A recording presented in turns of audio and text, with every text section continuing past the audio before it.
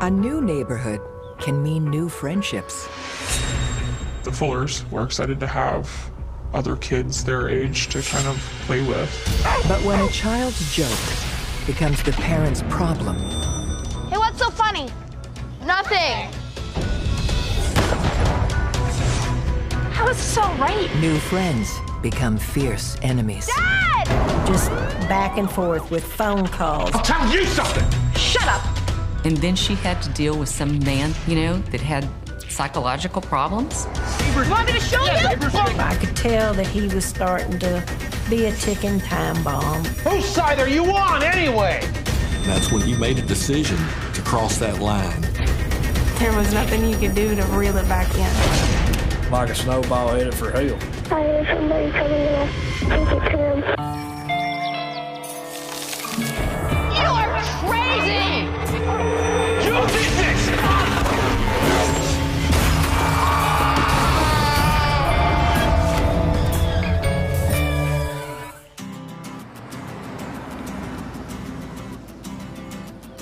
Lovelady, Texas is a close-knit community that's as peaceful as it sounds. The county is actually the oldest county in the state of Texas. We've got a rich history of people that love living here.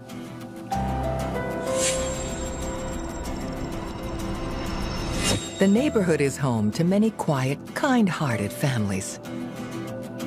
A lot of people go to church together and have little congregations at baseball and football. Yes! Thanks, Cody. Annette and Nathan Copeland came out here a few years ago to build a better life for their two children, Courtney and Cody. They had lived in the big city of Houston, and they did not like the crime, and they decided that they wanted to move to Lovelady. It's a small little town in the country. My dad was handicapped, and it was supposed to be easier on him. Nathan and Annette used to own an air conditioning business. Now Nathan's retired after a neurological condition left him unable to work. Annette is the librarian at the local elementary school. My sister Annette, very bubbly personality. Nathan would do anything for you, and he just loved his family. He loved his wife, Annette, loved both his kids. Growing up in Lovelady, it was a fun place for, you know, a country kid. And you go fishing, you go hunting, whatever you want to do. Yeah, good boy. Neighbor Connie Krausen knows the Copelands well. Good, thanks. What brings you by? Oh, just wanted to see how you doing and if you're still up for the cookout this weekend. I lived in the Lovelady area with my husband, John, who is now deceased, and resided on a triangle with the Copelands. And now, a new family has come to Lovelady in search of their own little slice of heaven. Let's be the new neighbors. Finally. I think they got kids. Look, take a look. We say hi? Yeah, let's go say hi, guys. Barney Roy Fuller Jr. and his wife, Linda, can't wait to start a new life in the country with their children, Bonnie and Jacob. Mrs. Fuller was always really nice, quiet. She was just a really nice, sweet mom. Mr. Fuller, I would say, was more of the fun, rambunctious of the two. He'd always let us stay up and play games when I was invited over. Hi. Some people called him Barney. We knew him as Roy. Oh, Barney Roy Fuller. Hi, we're Nathan. For the Copelands, the new neighbors come with an added bonus. Annette was excited when they first moved in because they did have two children, a girl and a boy, and they were close to Cody's age. Yeah. You want to come see our chickens? You have chickens? Yeah. Dad, can we go see their chickens? Yeah, sure. Go ahead. Yeah.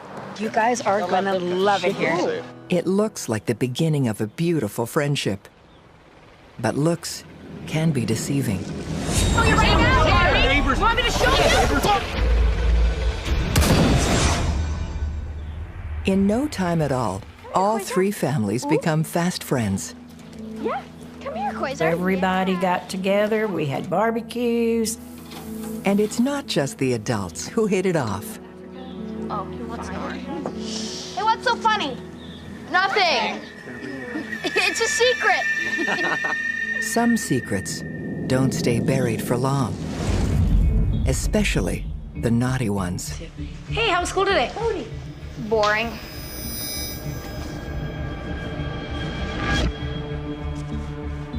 It all started with the children from both families, the older ones, writing notes. Hey, don't look at that. Where did you learn this from? The note Annette finds in Cody's pocket is far too mature for his age. Your daddy's doing this to my mama. Just typical teenage insults. Bonnie started it. Well, I'm putting a stop to it.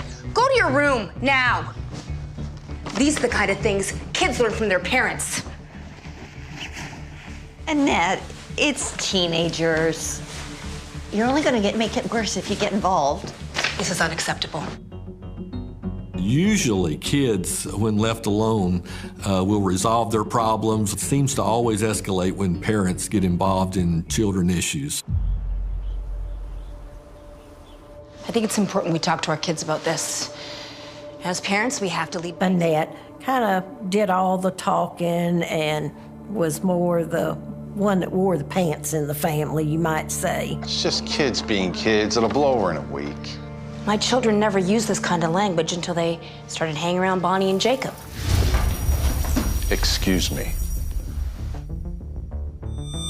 You're saying my kids are trash? I'm saying you need to keep a closer eye on them. So that's what you do. Spy on people. On kids. Roy was very dominant. I think you need to leave now. If the adults are having a problem, it's not affecting the kids. At least, not yet. I'm the king of the castle. My papa, which was Mom's dad, he'd come over and wanted to build us a tree fort. It's cool, right? Not everyone thinks the tree house is a good idea. Well, my grandpa built it for us. Yeah. Get down here before you break your necks. Shut your dog up before I do. This is your idea. Build a spy house next door so you can keep your eye on the trash. Get inside. My father-in-law built it for the kids. Oh, yeah. Right over the fence. How convenient.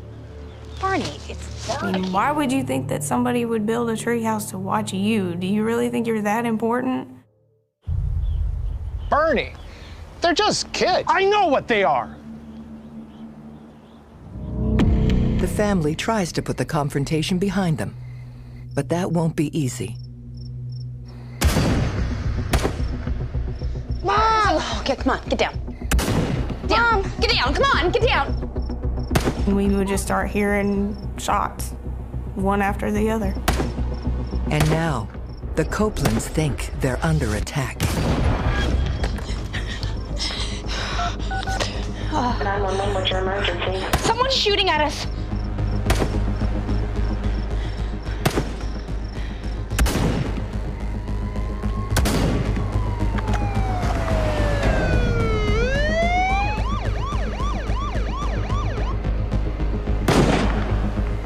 Put the weapon down, sir.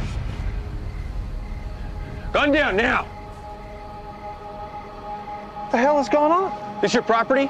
Yeah, it's my property all the way down there. I'm just shooting targets.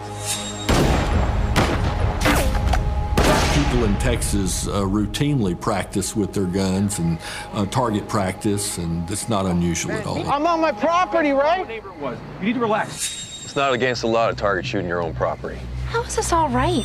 After years of peace and quiet, the calm in the Copeland house is now shattered. It's nobody's business what I do on my yard. It is my business when our kids are involved. It's not. Yes, it is, you know. Hey, he's right. No laws are being broken. How is this okay? The visit from the police only makes things worse for both sides. Mind your own business next time. Mr. Fuller felt attacked himself. Miss Copeland had gone after him. How can this... Let's go. And their beautiful life in the country is about to get very ugly.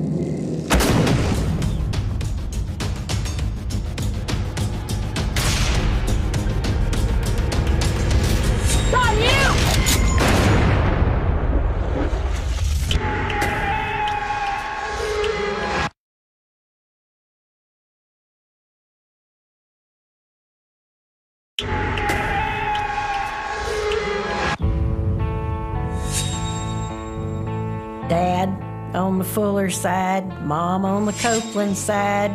They started yaying back and forth, and it just started escalating to the point where it was really getting nasty.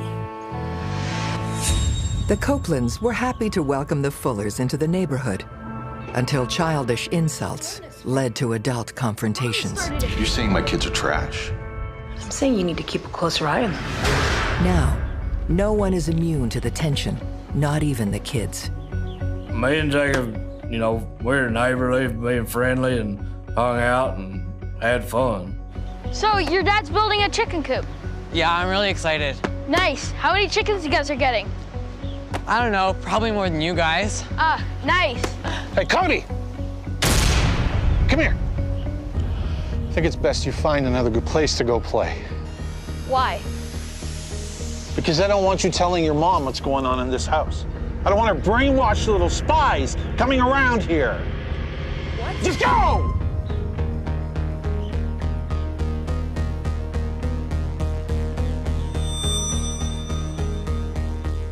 It was a little frightening. So I'd go over to the house and told Mom and Dad what he had said. And Mr. Fuller said you were brainwashing me and told me to leave. I told you that man's unhinged. my parents just kind of told me to just stay away from it, you know, leave it alone. We don't want you going over to the Fuller house anymore. Keep away from them, including their kids. But why? Why? I wasn't aware of any issues between me and Jacob. Only issue was Barney. The Copelands believe Barney Fuller is a threat to their family. Once things really started happening, then the red flags went up big time. Barney feels the Copelands are looking down on his family. Roy was getting very worked up. I feel that they were both in the same boat. They should have just left everything alone. It's no longer the peaceful neighborhood everyone used to love.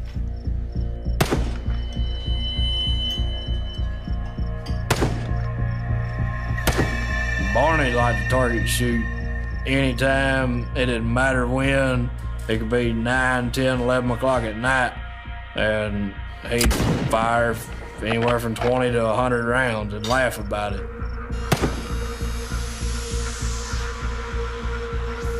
Could you tell him to stop?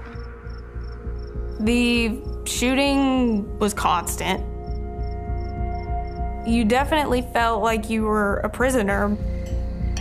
Who the hell target practices at dark? You can't see where you're shooting. And now, Barney's target seems to be moving closer to home.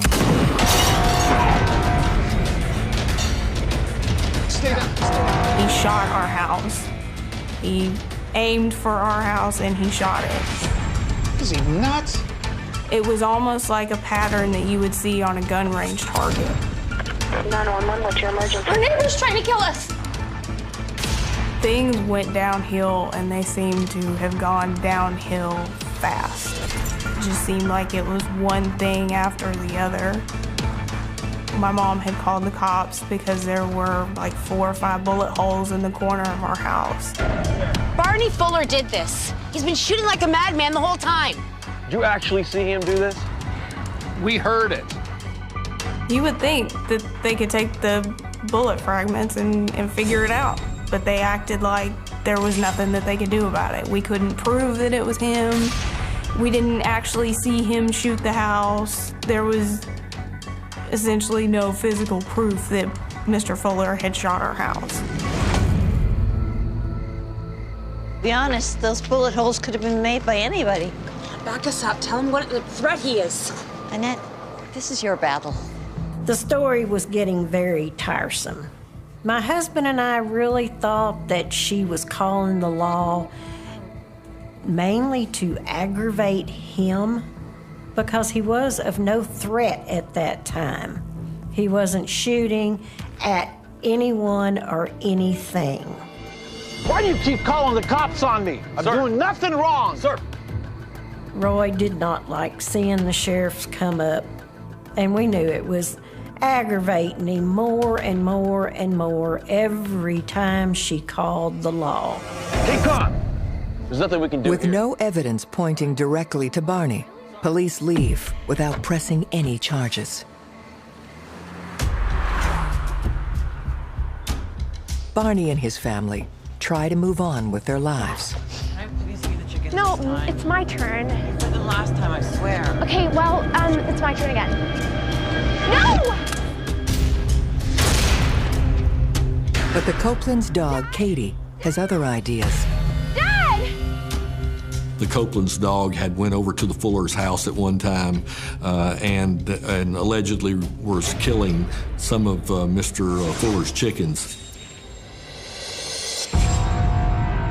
Your dog killed my chickens! Go! Only because your chickens are in my yard. It's on you! That's not on me. I've got dead chickens as well. Once again, police are called. Shooting all the time. Calm down. That's all you do. Shooting what? Hey. Shooting my Listen, house. Listen, you're in a... Shooting my house, Barney. You want me to show you? neighbors Want me to show you? If it wasn't over a chicken, it was your dogs in my yard. Or don't you come near my driveway. Stop. Shut your mouth! Shut up. Crazy You make mother. me shut up. It was constantly some kind of a riffraff, just on and on and on. Want me to show you? Want me to show you? If you have a mosquito bite and you pick at it, scratching it and scratching it, it's gonna get infected. Do you understand? That's gonna kill your butt. Everyone in the neighborhood is afraid of how far the feud will go. And on New Year's Eve, they find out. So, when is New Year's?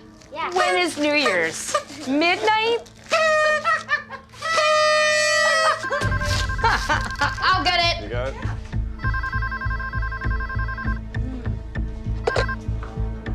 Hello? Probably 8:30, 9 o'clock at night. And it was Barney and said, hey, I need to talk to your mom. I said, no, you don't need to talk to my mom. Put your pig of a mother on the phone. Dad, what should I do? That's when I told my dad, I said, hey, he's wanting to talk to mom. Well, Dad had put it on speakerphone. Anything he has to say, he can say to all of us. What do you want, Barney? I just called to say Happy New Year's Eve. I'm gonna kill you all. My dad was actually set back at it. Wow, this is really getting serious, you know. I think my mom was just more in shock. Probably more like a realization of, oh, it's fixing to happen.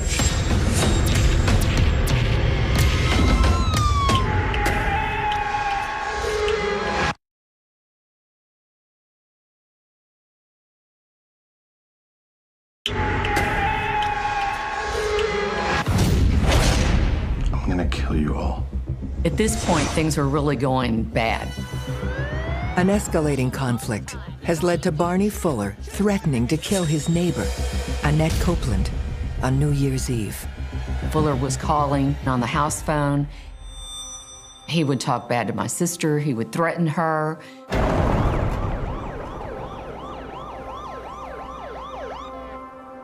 We currently have one of our officers in the home at the moment. But are you going to do something about it or not? The Copelands demand the police take action.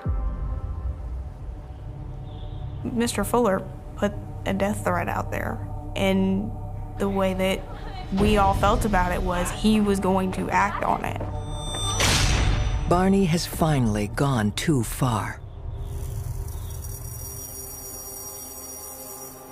Barney was arrested and charged with, I believe it was a terroristic threat. What happened? It's gonna be okay, right?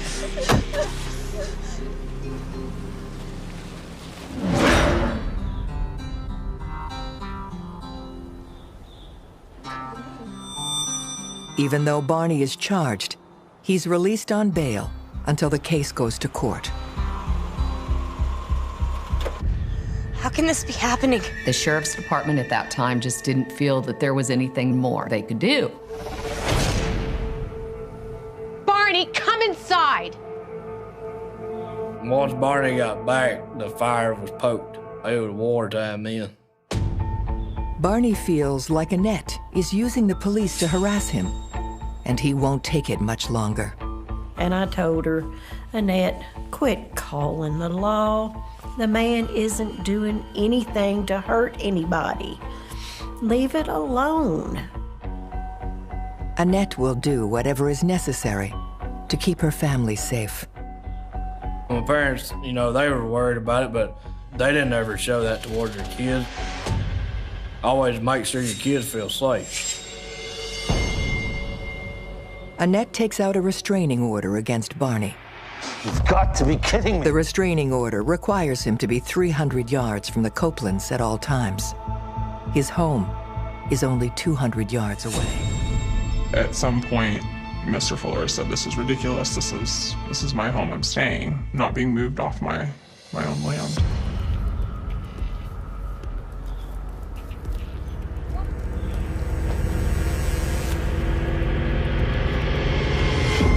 You think 300 yards is enough? I'll show you what's enough. Barney! Barney! Nathan, don't! He would holler things out the window or shoot the bird. He was taunting us from our own yard. So you definitely felt restricted or like a prisoner, that you had to stay in the house just to stay away from this guy.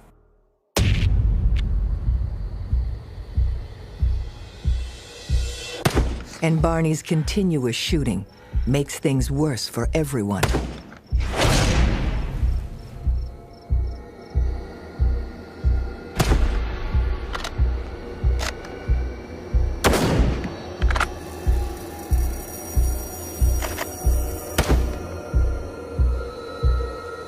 How can he be allowed to just roam free? It's a good thing for her that Barney isn't the only one who's armed. Annette, put the gun down. She had a job. She had 2 children that she had to take care of. She had a lot on her shoulders. And then she had to deal with some man that had psychological problems. It was a lot. Annette and Barney have their sights set on each other, but someone else may be next in the line of fire. Yeah. We were out there in the yard. You know, we lived in the country. The dog wouldn't stay on no leash or nothing like that. And Ready? Ready for this one? we were sitting there in the yard doing yard work one day, and the dog took off. Wait, come back! No, stay here! You can't go over there.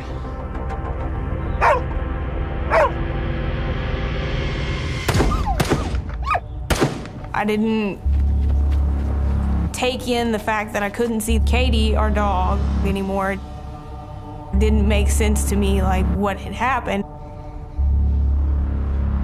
I could hear that dog yelping, and we knew what had happened.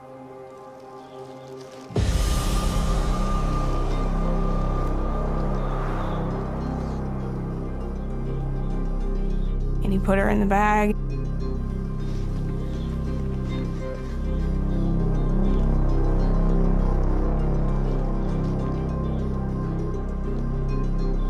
And then put the bag in the back of his truck and took off with her. Once again, the police are called in, but there's no sign of Katie the dog or proof of what happened. I think Barney shot her as a message to us. More like, stay away from me, keep your stuff away from me, just stay away.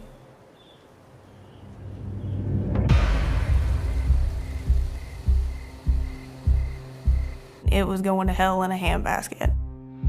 That one. Oh, look what I believe it was a school night.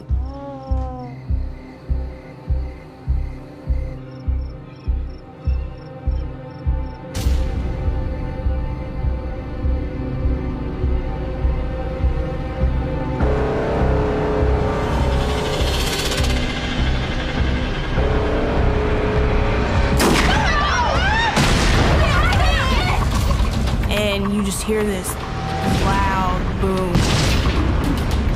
And then everything went dark.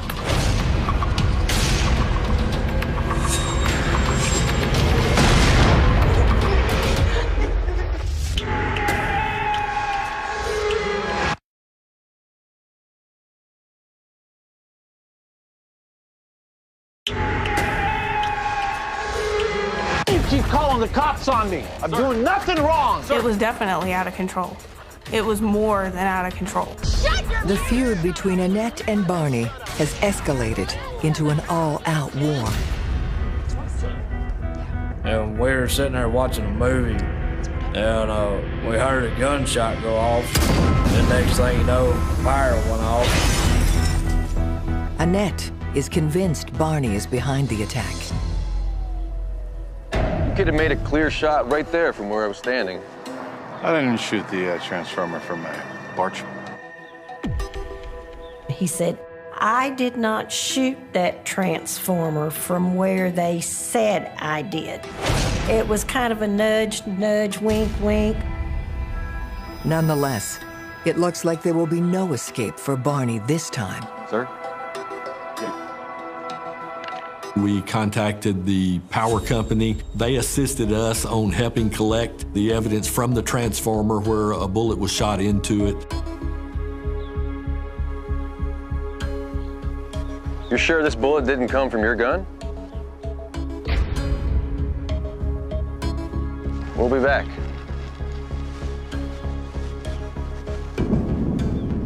That evidence was collected and sent to a lab.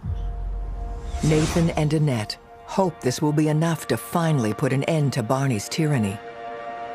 It was definitely a huge relief. I was so excited. That made my day, my week, my month, my year. I couldn't wait to go home. I just knew he wasn't going to be there. But their hopes are dashed. The DA's office didn't think with that lab result there was enough to execute a search warrant into the house to look for a particular weapon, since the bullet didn't yield that information. Without an exact match to one of Fuller's guns, there's no case and no trial. This is ridiculous. Sir, take it easy. Somebody have to die before you do anything about it? They shot the house. Folks, I'm sorry.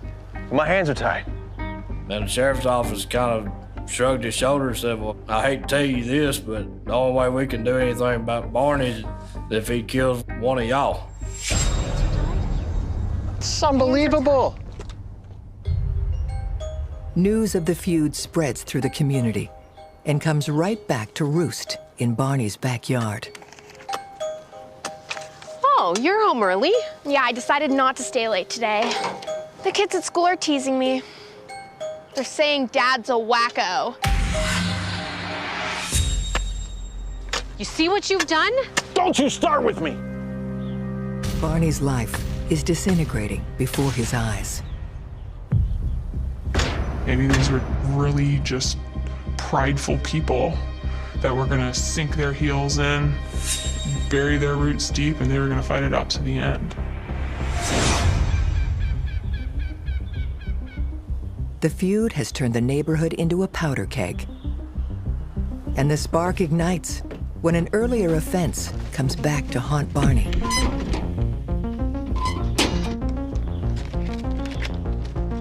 He receives a summons to appear in court for threatening Annette on New Year's Eve. What do you want, Barney? I'm gonna kill you all. Son of a... Barney assumed the threat he made was forgotten about. Barney, what's going on? Trying to ruin my life is what's going on. But now he has to face the consequences in court.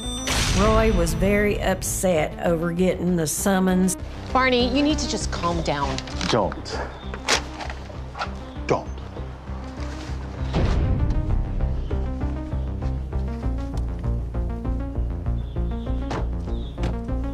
And I'll never forget it. I seen his face, and I said, and he just had an evil look in his eye. And I remember my parents, you know, hey, something ain't right. Go inside.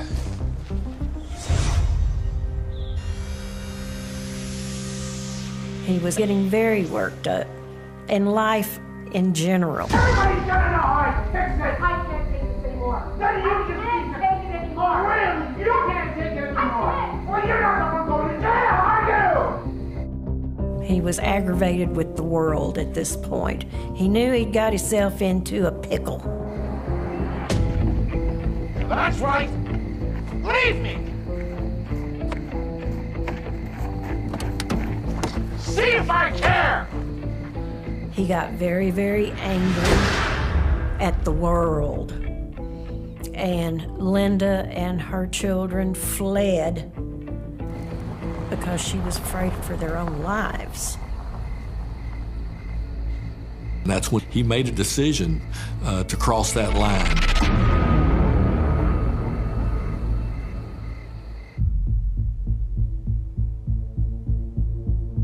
I would just tell my dad, "Good night, I love you," and this night he actually wanted a hug. So I hugged my mom, told her, "Good night, I love you," and then I hugged my dad, and I told him, "Good night, and I love you."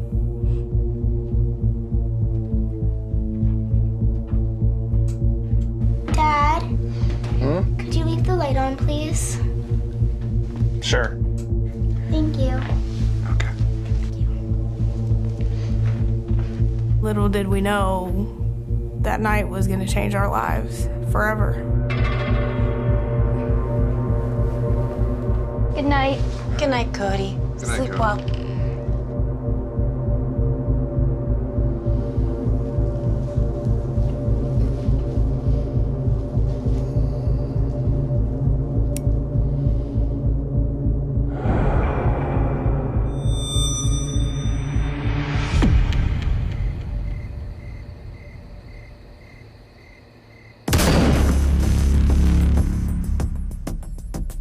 Probably about 1 o'clock, you could hear shots.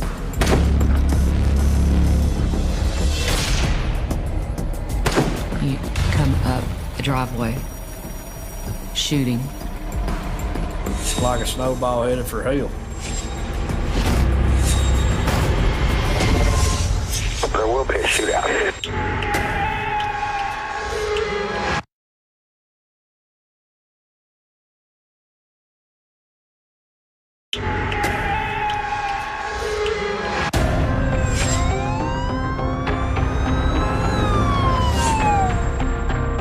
I've been in law enforcement over 32 years, and this is probably one of the most tragic cases I can recall.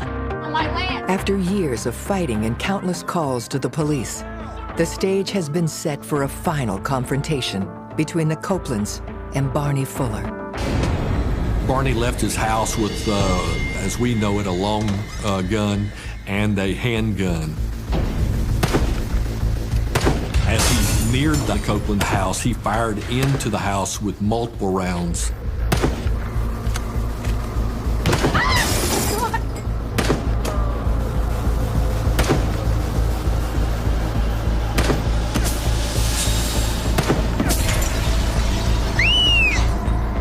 There was a gun within Nathan's reach.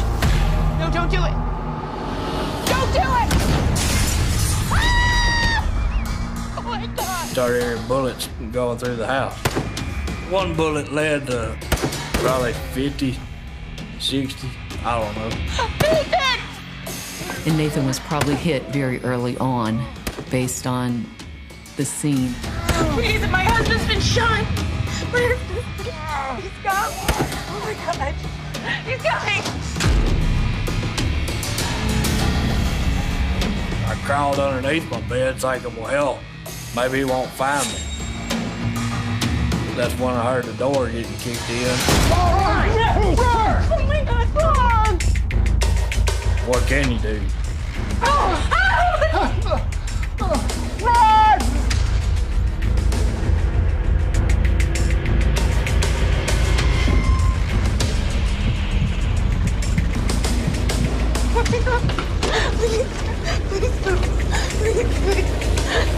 He went my mom and dad's room.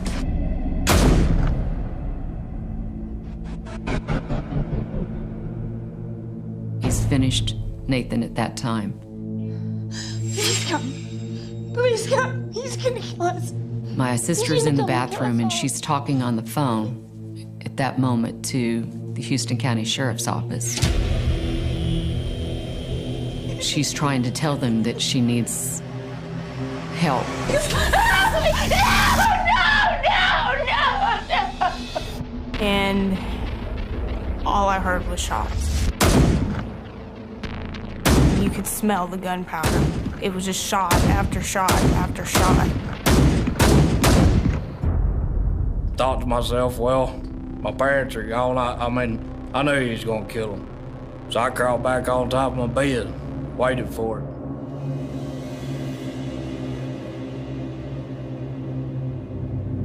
He came to my door.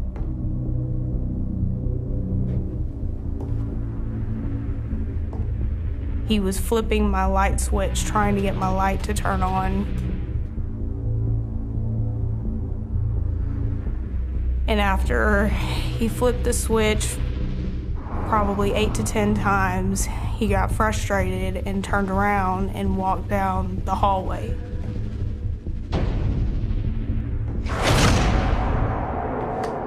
Then he come down the hall. And he popped the first shot. That was the one that went through my arm. Let me see your face! I threw the blanket down and said, you. And then that's when he popped another 2 rounds off. One of them hit my face. The other one went right through the back of my neck.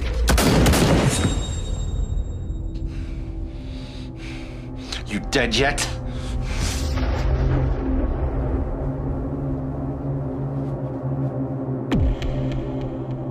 And I honestly, in that moment, felt so alone. He had just been to my parents' room.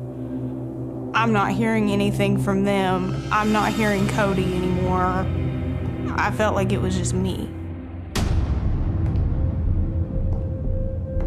Fuller goes to the kitchen and he turns the oven on, trying to light the house on fire. And after probably about 5 minutes or so, I decided to get up. I was petrified. I thought, surely he's still around, he's still watching, he wants me to get up so he can finish me.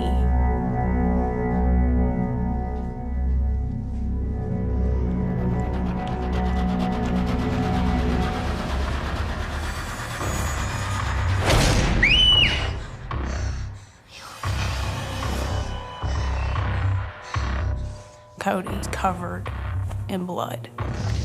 In spite of Cody's injuries, he's still able to help his sister. Cody had to turn the stove off because I didn't know how. 911, what's your emergency?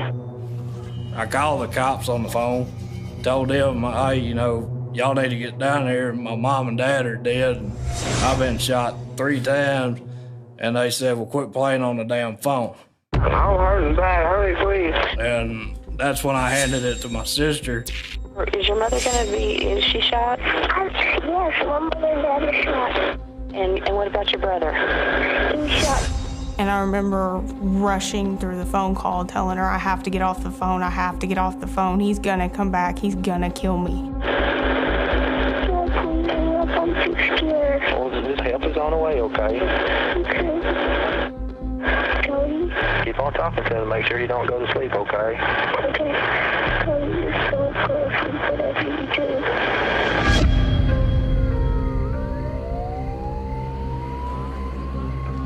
Police rush to the scene and surround Barney's house.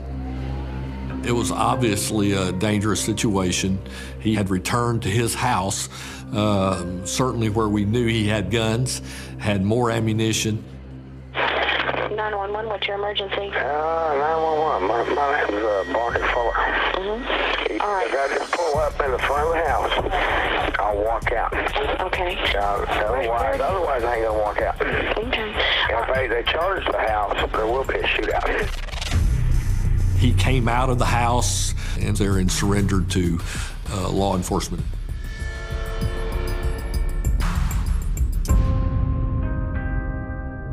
In 2004, Barney Roy Fuller Jr. is convicted of capital murder and sentenced to death.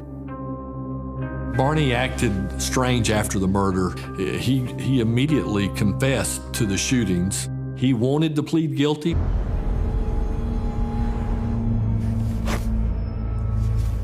In 2016, Barney Fuller is executed by lethal injection. You fixing to put me to sleep? Well, Fuller just ripped my family apart that night. I to this day wish Fuller would have killed himself before he killed them. The ordeal tears apart the once peaceful haven of Lovelady. Not only were there two people died that day, but those children then had to grow up without their father. And then Barney Fuller's children had to grow up without their father. Linda leaves the neighborhood with her children. You know, Bonnie and Jacob lost their family, their structure, their whole home at the same time that the Copelands did, but they were also sort of outcasts, and the shame that came with what their father did is immense. I don't know what else to say, other than sometimes adults are stupid. Cody and Courtney are raised by extended family and work hard to build a new life for themselves. Mother's Day hits hard. You know, the anniversary, you could just be driving down the road and hear a song that was my dad's favorite or my mom's, and it all comes flooding back in.